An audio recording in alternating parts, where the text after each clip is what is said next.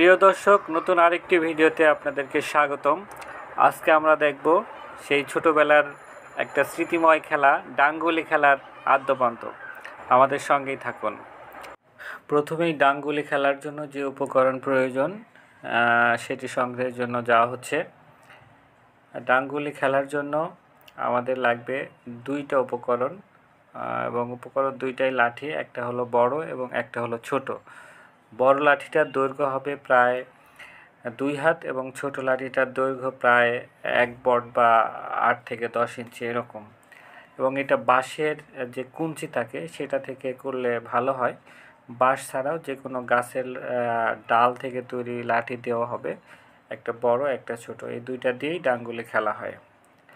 ডাংগুলি খেলার প্রথমে আমরা যেটা করে নিচ্ছি সেটা হলো টস বা কে আগে খেলবে সেটা নির্ধারণ।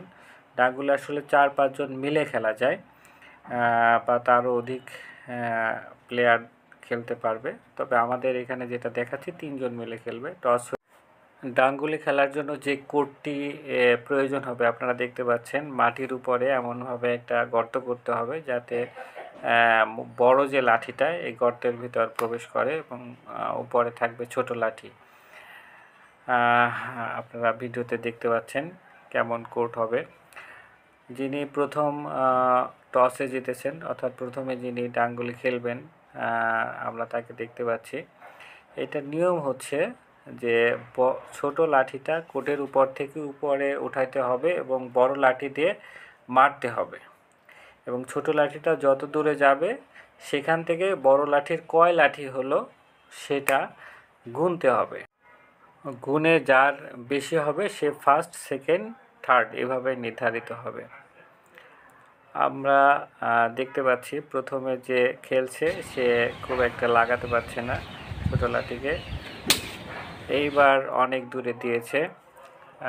এখন যত দূর পর্যন্ত ছোট লাঠিটি গিয়েছে সেখান থেকে কোর্ট পর্যন্ত বড় লাঠির কয় লাঠি হলো সেটা গুনতে হবে, এবং একটা প্লেয়ার 5 বার চান্স পাবে, এবং এই 5 বারের যে যোগফল, বড় লাঠির যে কয় লাঠি হলো সেটার যোগফল একত্রে করলে যত হবে, প্রত্যেক প্লেয়ারই যোগ করার পরে যার বেশি ফার্স্ট, সেকেন্ড, থার্ড এইভাবে ফলাফল নির্ধারণ হবে।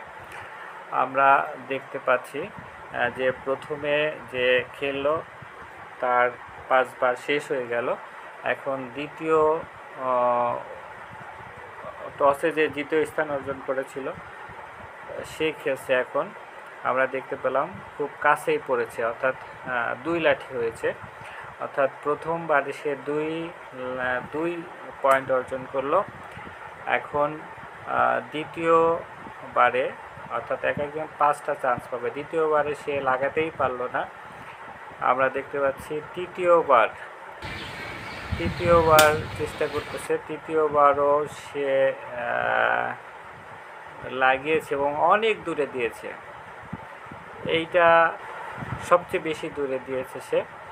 এখন এখান থেকে মেপে আমাদের যে ডাংগুলির যে ঘর সেখান পর্যন্ত যাবে, এইটা তার প্লাস পয়েন্ট, অনেক দূরে দিয়েছে।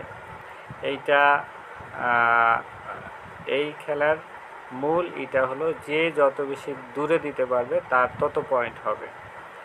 এটা একটা সুন্দর খেলা, ছোটোবেলায় অনেকেই খেলেছেন, এবং এই খেলাটা ডাংগুলি খেলা মূলত এটা বইয়ে পাওয়া যায়, কিন্তু এক এক এলাকায় এইটা ভিন্ন ভিন্ন নাম আছে। আপনারা কমেন্টের মাধ্যমে জানাবেন আপনাদের এলাকায় এই খেলাটাকে কি বলে এবং এটা খেলেছেন কিনা, এটা কমেন্টের মাধ্যমে জানাবেন। আমরা দেখতে পাচ্ছি যে টসে যে তৃতীয় স্থান অর্জন করেছিল সে এখন খেলছে। আমরা নিয়ম বলে দিয়েছি, ওই একই নিয়মে খেলা হচ্ছে। প্রিয় দর্শক, আমরা আমাদের এই চাইল্ডহুড মেমোরিজ পিডি এই চ্যানেলের মাধ্যমে আমাদের রঙিন শৈশবের যে খেলাগুলো ছিল সেই খেলাগুলো দেখানোর চেষ্টা করি, এবং এই খেলাগুলো যাতে নতুন প্রজন্ম শিখতে পারে এবং খেলতে পারে, সেই জন্যই আমরা এই খেলাগুলোর আদ্যোপান্ত নিয়ম সহ সব কিছু আমরা দেখিয়ে থাকি। আমাদের চ্যানেলটি ভালো লাগলে, আমাদের এই ভিডিওগুলো ভালো লাগলে অবশ্যই আপনারা সাবস্ক্রাইব করে আমাদের পাশে থাকবেন। পরবর্তীতে আরও সুন্দর সুন্দর ভিডিও দেওয়ার চেষ্টা করব। ডাঙ্গুলি খেলা চলছে, তৃতীয় প্রতিযোগী যে কিনা 5 বাড়ি তার দেওয়ার চান্সের 5 বাড়ি বেশি দূরে দিতে না পারলেও মিডিয়াম দূরত্বে সে মেরেছে এবং সম্ভবত সে সবচেয়ে বেশি পয়েন্ট অর্জন করতে চলেছে। এভাবেই আমাদের ডাঙ্গুলি খেলা চলছে। সবাইকে দেখার জন্য ধন্যবাদ।